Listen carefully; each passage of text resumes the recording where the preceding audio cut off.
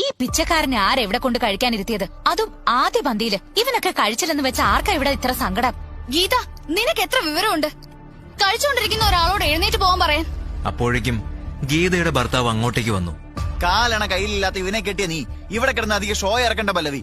ഞാൻ ഊട്ടിയിലുള്ള മിനിസ്റ്ററേക്ക് ഇവിടെ പാർട്ടിക്ക് ക്ഷണിച്ചിരിക്കുന്നത്. അപ്പോഴാ അവളുടെ ഈ ഓട്ടക്കാലന്റെ ഭർത്താവ്. വേണമെങ്കിൽ ആഹാരം പാഴ്സൽ എടുത്തോണ്ട് പോയി വീട്ടിലോ റോഡിലോ ഇരുന്ന് കഴിച്ചോ. അഭി, ഇത് കൂടുതൽ കേൾക്കാൻ എനിക്ക് വയ്യ. വാ പോവാ. പല്ലവി അതും പറഞ്ഞ് അവിടുന്ന് പോയി.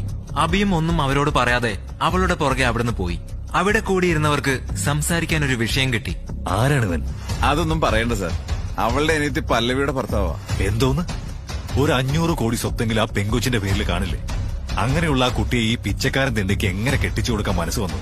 അതൊന്നും പറയാതിരിക്കുന്നത് നല്ലത്. അപ്പോഴേക്കും അങ്ങോട്ടേക്ക് സൈറൺ മുഴക്കി മിനിസ്റ്ററുടെ കാർ വന്നു നിന്നു. അതിൽ നിന്നും തന്റെ ബ്ലാക്ക് കാറ്റ്സ് അകമ്പടിയോടെ മിനിസ്റ്റർ ഇറങ്ങി. ഗീതയും ഭർത്താവും ചേർന്ന് അദ്ദേഹത്തെ അങ്ങോട്ടേക്ക് സ്വീകരിച്ചു. അവരോട് സംസാരിച്ചു നിൽക്കുന്നതിനിടയ്ക്ക് അദ്ദേഹത്തിന്റെ ശ്രദ്ധ പെട്ടെന്ന് എന്തോ കണ്ട ഒരിടത്തേക്കായി. എന്താണ്? മിനിസ്റ്റർ കൂടുതൽ അടുത്തേക്ക് ചെന്നതും ആരുടെയും കാഴ്ചയിൽ പെടാതെ അഭിമന്യു അവിടുന്ന് മാറുന്നതാണ് കണ്ടത്. അദ്ദേഹം അഭിയുടെ കയ്യിൽ കയറി പിടിച്ചു. സർ, നിങ്ങളെന്താ ഇവിടെ? അതും ഈ കോലത്തിൽ?